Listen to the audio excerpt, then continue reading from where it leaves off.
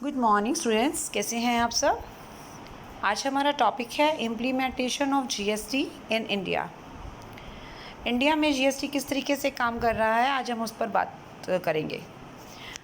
Starting करेंगे हम constitution के अमेंडमेंट से, यानी संविधान में जो भी परिवर्तन किए गए हैं, संशोधन किए गए हैं जीएसटी को लेकर, उससे हम स्टार्ट करते हैं अपनी बात।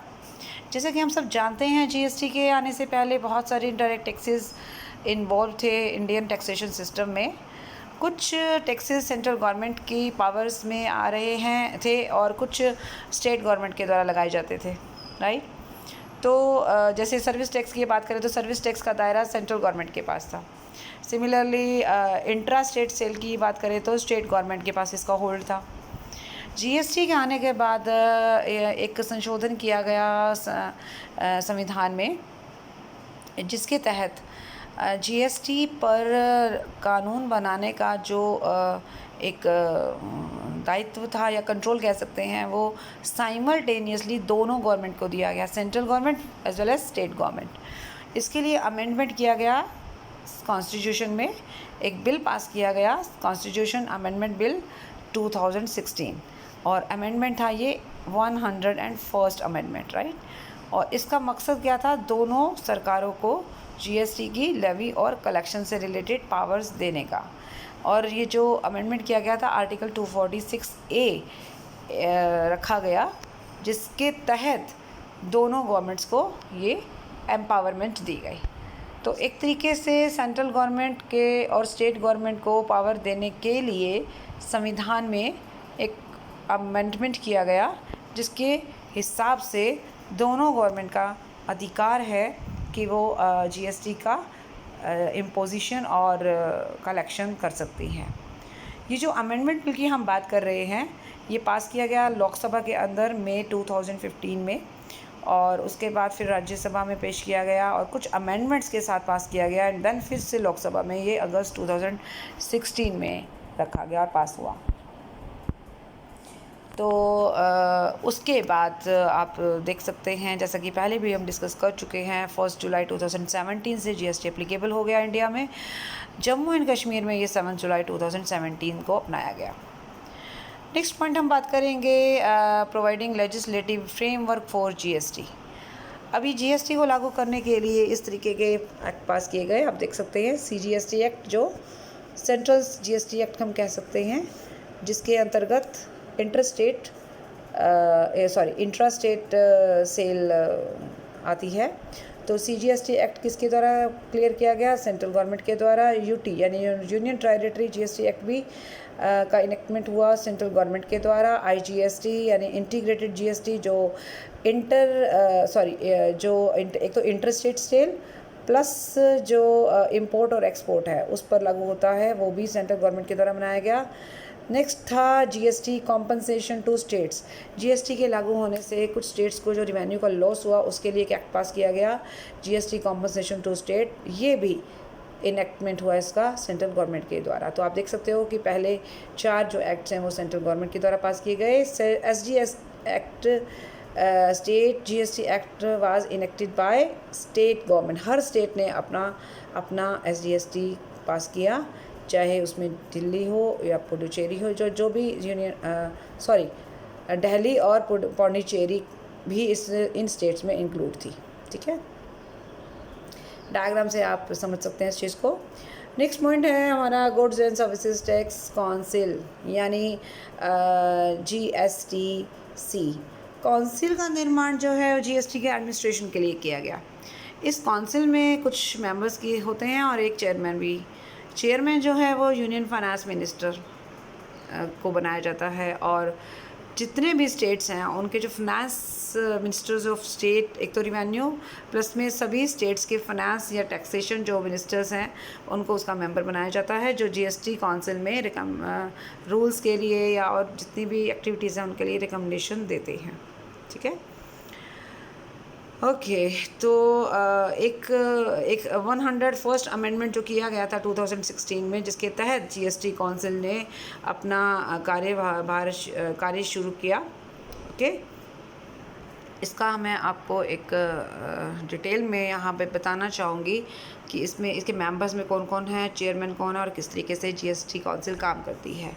जैसे कि हम पहले बात कर चुके हैं, चेयरपर्सन यूनियन फाइनेंस मिनिस्टर रहेंगे, वाइस चेयरपर्सन भी होंगे जो बाकी जितने भी मिनिस्टर्स ऑफ स्टेट होंगे टैक्सेशन या फाइनेंस के, उनमें से किसी एक पर्सन को वाइस चेयरमैन बनाया जाएगा। मेंबर्स कौन कौन होंगे, जितने भी मिनिस्टर्स ऑफ स्टेट हैं फाइनेंस के, और सभी मिनिस्टर्स जो फाइनेंस और टैक्सेशन के हैं हर स्टेट से, उनको मेंबर के तौर पर माना जाएगा। quorum इन मीटिंग्स, यानी कि मीटिंग्स जो भी ऑर्गेनाइज़ की जाएंगी उसमें प्रेजेंस ऑफ मेंबर्स का क्या सीन रहेगा। तो कम से कम किसी भी मीटिंग में या मीटिंग को ऑर्गेनाइज़ करने के लिए 1/2 यानी 50%, टोटल मेंबर्स का 50% का प्रेजेंट होना अनिवार्य होगा। डिसीजन बाय मेजॉरिटी, जब भी कोई मीटिंग होगी और जितने भी मेंबर्स उपस्थित होंगे वहाँ, तो कोई भी मान लीजिए टॉपिक डिस्कस होता है तो कम से कम 3/4 लोगों का उसके लिए यस करना ज़रूरी है, तभी वो डिसीज़न फाइनलाइज़ किया जाएगा। वेटेज की बात करते हैं, सेंटर को वेटेज मिलेगी हर डिसीज़न में 1/3 और स्टेट्स को वेटेज मिलेगी, क्योंकि वोटिंग सिस्टम के आधार पर डिसीज़न लिया जाएगा, तो 1/3 और 2/3 जो है रिस्पेक्टिवली इनको वेटेज दी जाएगी। Guiding principles of GST council, GST council का काम एक तरीके से हार्मोनाइजेशन क्रिएट करना है। सेंट्रल और स्टेट गवर्नमेंट को जो पावर्स दी गई हैं उनके अंदर एक एडजस्टमेंट सेट करनी है और एक स्मूथली जीएसटी को रन करना है ऑल ओवर नेशन में। रोल ऑफ जीएसटी, इसके अलावा भी जीएसटी के कुछ कार्य हैं जिसको हम एक बार डिस्कस कर लेते हैं। जैसे सबसे पहले है taxes subsumed under GST. GST council recommend करती है कि किस के टैक्स को जीएसटी में ऐड किया जाना चाहिए, यानी कि कौन कौन से ऐसे सेंट्रल लेवल पे टैक्सेस हैं या स्टेट लेवल पे टैक्सेस हैं जिनको जीएसटी में मर्ज किया जाए। इसके अलावा जीएसटी काउंसिल का काम क्या है, exemption from the GST. GST council decide करेगी कि कौन कौन सी गुड्स ऐसी होंगी जिनको जीएसटी के दायरे से बाहर रखा गया है। Next is effective date of imposing GST on petroleum products. हालांकि पेट्रोलियम प्रोडक्ट्स पर अभी तक जीएसटी नहीं लगाया गया, इसको जीएसटी के दायरे से बाहर रखा गया है, पर जीएसटी काउंसिल ही ऐसी कोई भी डेट सुनिश्चित करेगी जिस पर जिसमें पेट्रोलियम प्रोडक्ट्स हैं और नेचुरल गैस है, एविएशन टर्बाइन फ्यूल है, इन सब चीज़ों को जो है, इसके अलावा पेट्रोलियम के अलावा भी कुछ प्रोडक्ट्स हैं जो जीएसटी के दायरे से बाहर हैं, तो डेफिनेटली जीएसटी काउंसिल का ही कार्य रहेगा कि वो ही डिसाइड करेगी कि किस तरीके से इन प्रोडक्ट्स को जीएसटी में लाया जाए। मॉडल जीएसटी लॉज प्रिंसिपल, तो ऑब्वियसली इम्पोजिशन यानी जीएसटी को लगाने से रिलेटेड कौन कौन से प्रिंसिपल्स होंगे। आईजीएसटी यानी इंटीग्रेटेड जीएसटी को हम किस तरीके से सेंट्रल और स्टेट में बांटेंगे, प्लेस ऑफ सप्लाई हम कैसे डिसाइड करेंगे, इन सब से रिलेटेड जो भी लॉज हैं उसको बनाने का काम किसका है, जीएसटी काउंसिल का है। थ्रेशोल्ड लिमिट्स मतलब कौन कौन सी ऐसी गुड्स एंड सर्विसेज का टर्नओवर का रेंज है या वो एक लिमिट है जिसके बाहर जाने के पार ही आपको जीएसटी देना होगा, अदरवाइज़ वो जीएसटी से एग्जेम्प्टेड होंगे। तो एग्जेम्पशन लिमिट जो है वो जीएसटी काउंसिल के द्वारा डिसाइड की जाएगी। जीएसटी रेट्स, जीएसटी काउंसिल ने हालांकि रेट्स डिसाइड कर रखे हैं, 5 स्लैब्स हैं, 0%, 5, और इसके अलावा जो भी फ्लोर रेट्स हैं जो 28% तक ये रेट्स हमारे हैं आज की डेट में। तो जो भी फ्लोर रेट्स हैं, कुछ स्पेशल रेट्स भी हो सकते हैं। अभी स्पेशल रेट की अगर हम बात करें तो कभी कभी गवर्नमेंट को कुछ एडिशनल फंड्स जब रेज़ करने होते हैं किसी पर्टिकुलर प्रॉब्लम को फेस करने के लिए, किसी पर्टिकुलर डिसीज़ को ठीक का जो है एक तरीके से उसको हैंडल करने के लिए, कोई नेचुरल कैलामिटी है, कोई अचानक ही कोई एक तरीके से कह सकते हैं मिस हैपनिंग या कुछ ऐसी डिज़ास्टर हुआ है जिसको मीट करने के लिए सरकार को एडिशनल फंड्स चाहिए, उसके लिए सरकार कभी कभी या जीएसटी काउंसिल ऑब्वियसली रिकमेंड करेगी कि कोई स्पेशल रेट इंट्रोड्यूस किया जाए ताकि एडिशनल फंड्स जो हैं हम क्रिएट कर सकें। स्पेशल प्रोविज़न की हम बात करते हैं, कुछ पर्टिकुलर स्टेट्स हैं जैसे नॉर्थ ईस्ट स्टेट्स हैं, JNK, हिमाचल प्रदेश, उत्तराखंड, इनसे रिलेटेड भी कुछ रिकमेंडेशन है जो जीएसटी के दायरे में आता है।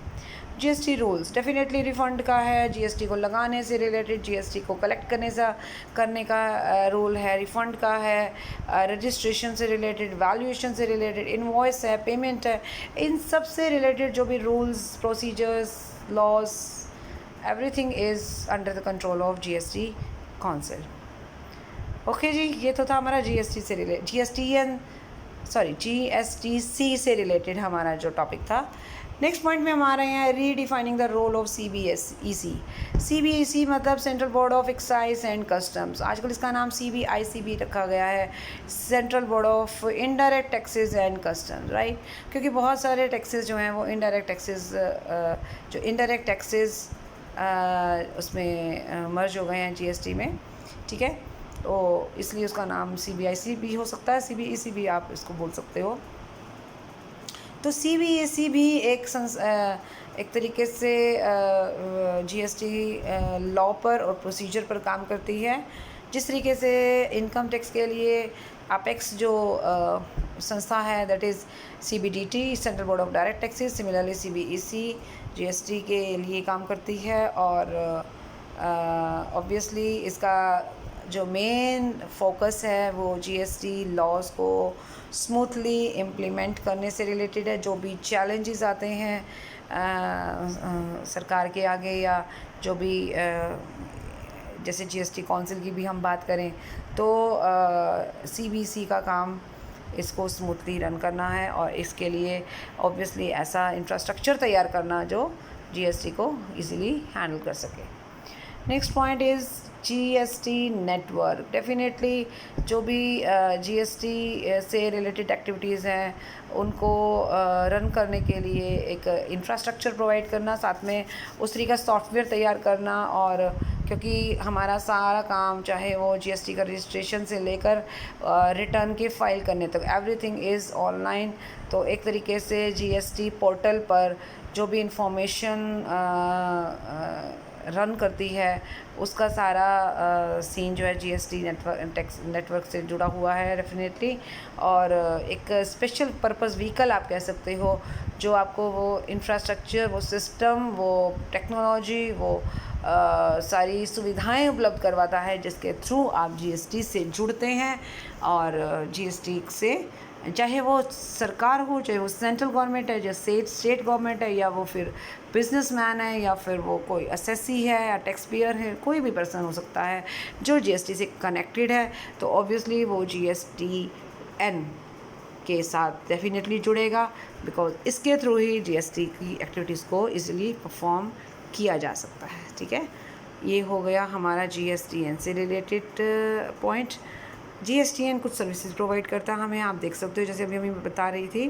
तो GSTN जो है वो सर्विसेज किसके थ्रू, ऑब्वियसली एक पोर्टल है GST का, उस पर एक ये सारी सर्विसेज आपको मिलेंगी। जैसे रजिस्ट्रेशन है, पेमेंट की बात करें, रिटर्न फाइल की बात करें, टैक्स पेयर का मैनेजमेंट है, अथॉरिटी, टैक्स अथॉरिटी अकाउंट है, ledger management, research and study based practices. तो ये कुछ सर्विसेज हैं जो पर्टिकुलर पर्सन से रिलेटेड है। जैसे रजिस्ट्रेशन की बात करें तो बिजनेसमैन जो रजिस्ट्रेशन कराएगा, जो GST पे कराएगा, या टैक्स पेयर है, या आपको अगर रिटर्न फाइल करनी है तो आपको GSTN की मदद लेनी होगी।